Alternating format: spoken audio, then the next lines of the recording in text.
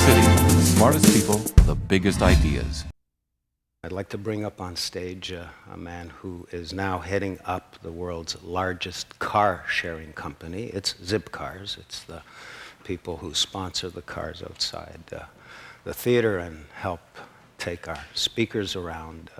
We've chosen them quite carefully. They've chosen us. Come on up here, Scott.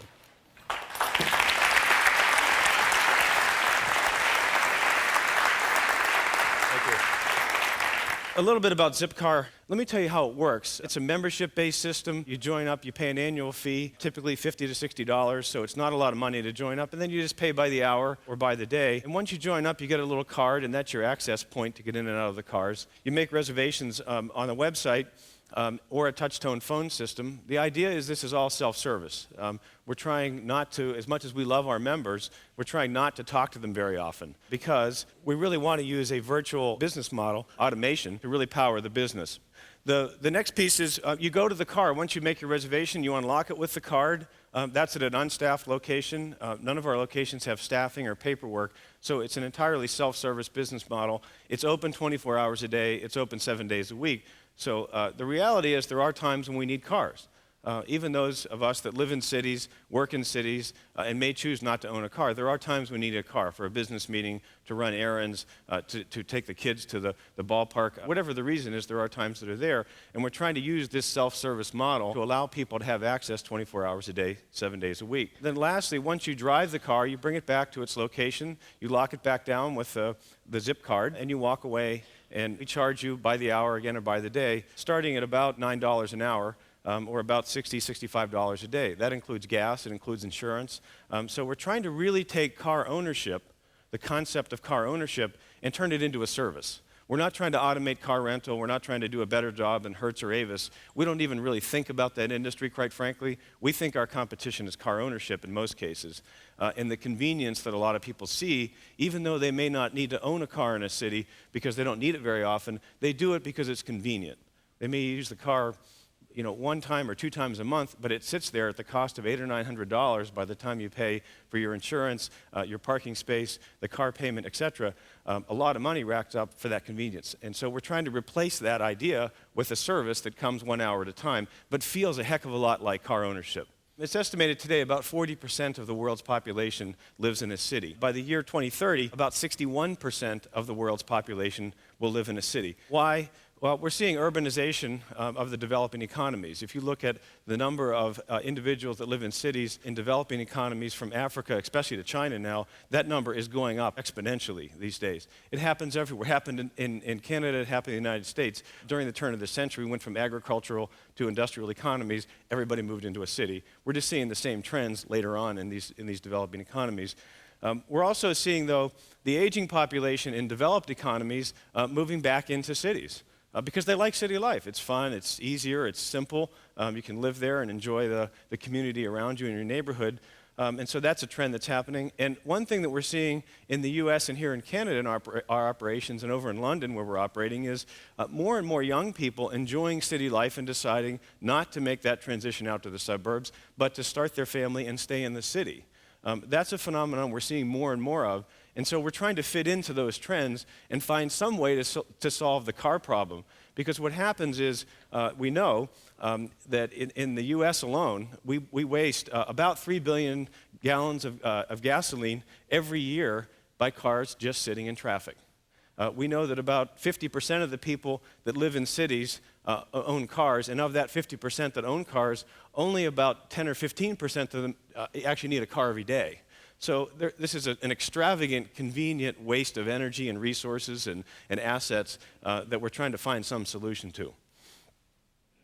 So we went out recently and talked to our membership base and asked them through a survey, what's the least attractive part of urban life for you? And we got 2 interesting responses. One wasn't too surprising. It was the high cost of living. As people find that they stay in the city or move on. We hear about this one all the time. But interestingly, the second one was traffic and congestion. And I think this really relates to what people are seeing in many cities. And it was interesting. These were the top 2 in every city that we operate in where we asked our membership base. We have about 100,000 members using Zipcar now. And the answers were consistent. It didn't matter if you were in Toronto, Boston, London, San Francisco. We got the same sort of reaction from everyone. So people love living in the city, but they have this hassle factor of traffic and congestion, and they don't know how to get around it. And so we're a company that's trying to help resolve that issue. What happens when people start to use car sharing, Zipcar, another one of the providers, doesn't matter. What happens is interesting. They start to think differently about car ownership, and they start to trust and depend on car sharing instead of owning a car. And so we know through surveys about 40% of our membership base typically either sells a car or chooses not to buy a car once they start to use our service.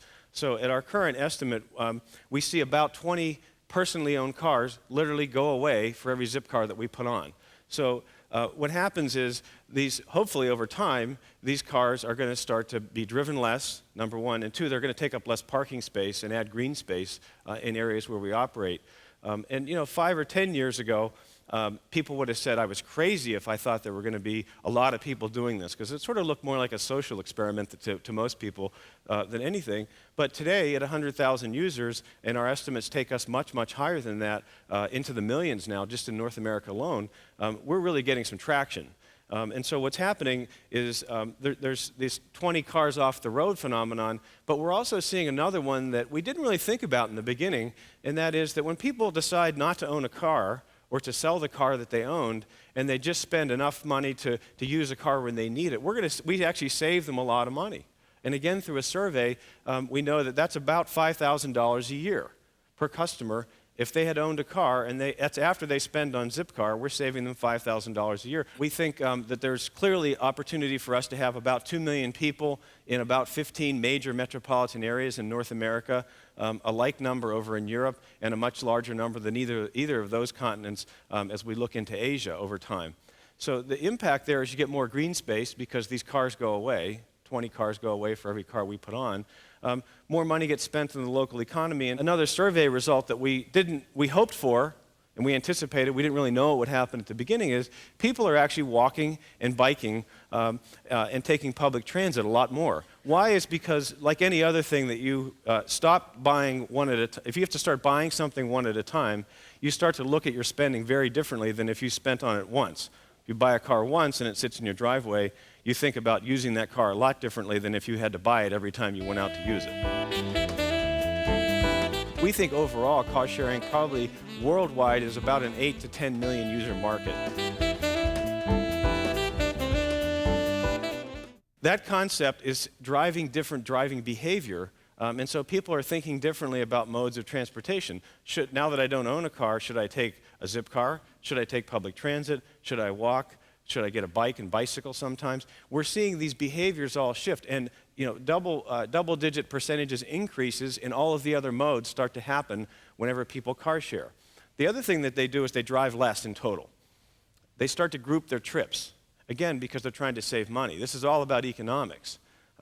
And so they look at this, and when they first join up, often what happens, they'll go off and they'll take a 2-hour trip to run an errand, and then they'll take another 1-hour trip the next day to go to the market and pick up some food. A couple of months into this, they'll start to look at their bill and they'll say, why didn't I just take 1 2-hour trip and lump it all together and save myself some money? Well, when that happens and they group their trips together, they start to use the cars much more efficiently because they're trying to spend less money. So we're not in it to try to drive more behavior of driving. We're actually fine with that. And our pricing actually sets up so that they should do that and make smart decisions about grouping their trips together.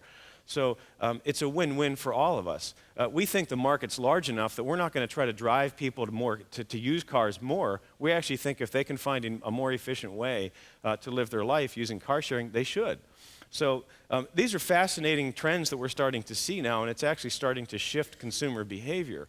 So I guess the one point I wanted to make about us and about car sharing is that even though, yep, we're a for-profit business and we're making great headway with the business now in many cities, the impact, the public good that's being created without having spent or taken $1 from a government without having to change any tax codes, without having to do much of anything on policy, all funded by the private sector. We are now having a very major impact. What a great feeling that is, to be able to be in a business that's actually creating shareholder value, but it's also creating improved sustainable lifestyles and improving the environment as we're at it. Because people are driving our cars, which are much more fuel efficient, they're driving less in total. And so it's a wonderful business to be in. You almost typically have to be in a public sector or government or non-profit type of a company to be in this kind of situation. So it's been a wonderful run for us.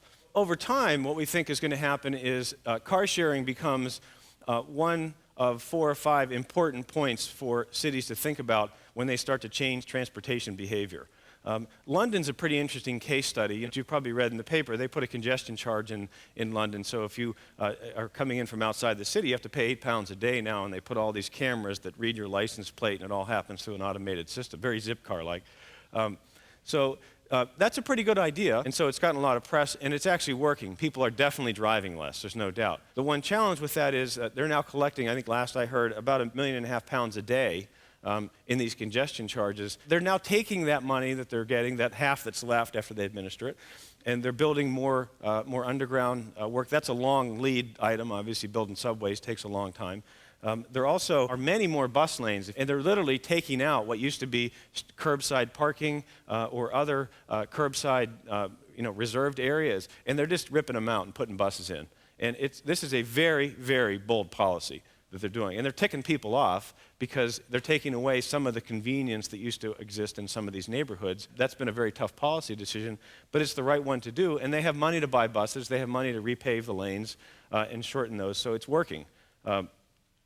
They're also putting on-street parking for car sharing. For us and a couple of other car sharing companies in London, they're literally taking out meters where you used to feed the meter and putting in poles for car sharing only so that our cars can be parked curbside. And that does 2 things. One, it raises awareness, but it also gives people convenience. They know the car is right there in their neighborhood.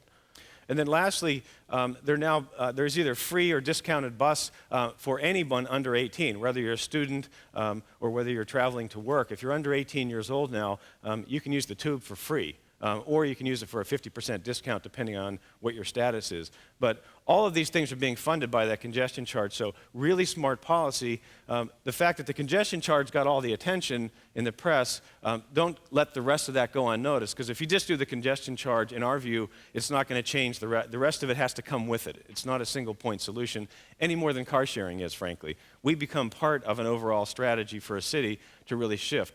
So I've been giving this talk to mayors, to governors, to people that will listen to us, and not really going in and talking so much about car sharing these days, but talking about this and what people ought to do. We think there are probably about 50 major metropolitan areas across the globe where this fits in. They have enough scale, there'll be public transit that will work. It's either in a developing economy or it's already developed, so there's enough economic trends in the city that justify a large-scale car-sharing operation, plus these other policies working. We think overall car-sharing probably worldwide is about an 8 to 10 million user market, up from about 150, 160,000 today. So we are just skimming the surface of this. And why is not because it's green, not because it's sustainable, even though that's a really great outcome. Why is because it just makes sense. But it's my belief that, and it's not a cynical belief, I think it's a practical belief, that most consumers don't make buying choices, services or products around green or sustainability. They just don't. They make those choices around economics. And so that's what we've run our business on, is to make people comfortable that we're going to save them money. So what happens when this trend all starts to come together is we get about 2 to 3 million personally owned cars literally off the roads. A giant, meaningful impact to the consumption of oil, to the amount of wasted energy to build cars, to the amount of wasted energy in landfills where after they're stripped, all the parts have to go. So we start to see some really big benefits across the globe over the next 10 years as this trend continues. So thanks very much.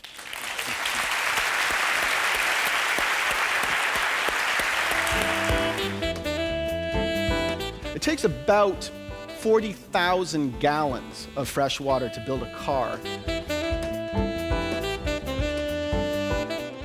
My next question is, who is Ian Clifford?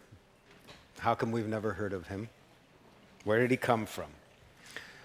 Building a car from scratch is no small thing. And building one with an entirely new powertrain is the kind of work you would expect from the world's major American, Japanese, German automotive giants. Whereas Zen Motors is a small Toronto startup. And its cute first effort is parked just outside the theater. If you haven't seen it, go have a look. The Zen car. And what I hear from Ian Clifford, who I'm inviting up here on stage, is that they've just signed a deal which will create a second iteration that will represent a major, major leap forward. Ian Clifford. Thank you, Moses. I got interested in electric cars about 7 years ago. When smog days were on the rise in the city, I thought the way that we were traveling through our cities were insane. Car sharing didn't exist at the time. And I really felt that I had to buy an electric car. The electric cars made so much sense to me. So I went online and searched around and tried to buy one from the OEMs, but of course the major auto manufacturers don't build electric cars. At the time they were building the EV1, General Motors, but you've all seen the movie, I hope. They killed that car. But I found this old guy in Connecticut, Jack Greta, a very unassuming person, a pilot, but an electric car aficionado. He'd been driving an electric car like this for 35 years, every day. He drove it about 30 miles a day, and he dispelled every myth in my mind that electric cars were not a practical means of transportation. Currently, on our planet, there are between 750 and 900 million passenger vehicles. It's an insane number. So what does that mean? You try to put that in context. The amount of energy that has been invested, the amount of raw materials that have been invested, it takes about 40,000 gallons of fresh water to build a car, not to mention the raw materials that are built into it as well. It's a staggering, staggering number. For more context, in North America, we have roughly one vehicle per man, woman, and child. And I can tell you my 5-year-old is a terrible driver. Why he needs a car, I don't know. But the reality is, by comparison, in India today, there is one car per 17,000 people. But about a month ago, Tata, one of the largest corporations in the world, announced a $2,000 internal combustion vehicle for the Indian market. Very, very frightening stuff. I've put together a little video of our current product. What you're hearing is the wheels on the ground. This is our low-speed urban vehicle. We build them in Montreal, and we ship them all to the United States. Not one of them in Canada.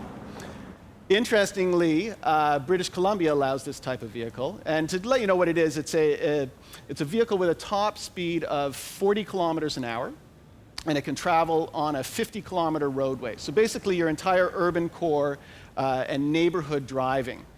In the United States, they're legal in 43 of the 50 states.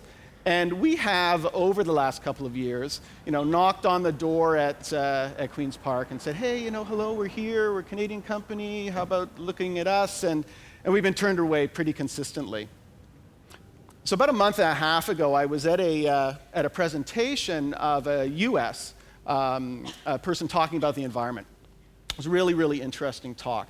And afterwards, I was invited to a lunch where this person was, and we were chatting. And he asked me, how are car sales going in Canada? You're a great Canadian company, you got this great product. I said, it's not great. He said, why? I said, because of legislative reasons. And this person grabbed me by the shoulders. The premier happened to be in the room at the same time, marched me over to the premier and said, Premier McGuinty, do your part, electric cars in Ontario now, and walked away. So that was Dalton McGuinty's inconvenient truth. So you can guess who the person was. And earlier this week, I had several people from our company had a one-to-one meeting with McGuinty, the Minister of Transportation, Ministry of Industry.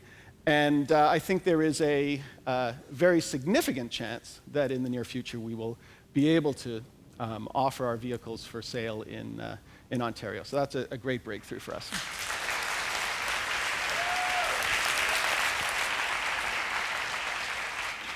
If every car was electric today, do we have enough electricity to power them? There is an overabundance of energy available on this planet. We just don't have a way of capturing it currently. The reason I highlight barium as an element is the technology I'm going to talk to you about is based on barium. There are approximately 200 million tons of global reserves of barium. Barium used to be used for a lot of different things.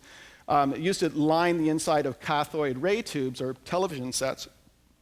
But now, since everything is virtually going to plasma and other technologies, there's a huge abundance of this material. It's very safe to mine, I'm told, and less destructive than certainly a lot of the other potential energy sources that are out there. 100 years ago in New York City, there were more electric cars than there were gasoline cars. There were a lot more horses, I am told, wonderfully, and hopefully horses are going to come back, and hopefully electric cars are going to come back as well. We have all this wonderful energy available to us, the sun shining and the wind blowing and everything else, and now we have the ability to store it. The conversion of existing vehicles from internal combustion to electric. I talk about this huge investment that we all share. I mean, the raw materials, water, and resources that go into these millions and hundreds of millions of cars around the world could be reclaimed by us by taking out internal combustion engines and putting in electric drive kits. The science is there. The technology to create electric cars is well proven. What's missing is the energy source. We believe as a company, and now speaking from the company's side, that there's a tremendous imperative for electric vehicles and the ability now to store tremendous amounts of energy. Everybody's kind of asked, what would it be like, if all the cars were electric and I could walk outside, and what would the experience be like? So all I ask is you just need to go to the hardware store, and any hardware store can do it for you. So just hold on 2 seconds here. I can't hear a thing. I can't hear a thing, but everything smells great. I don't know if you can hear me anymore, but I thank you. And please, drive electric, because that is the future. Thank you.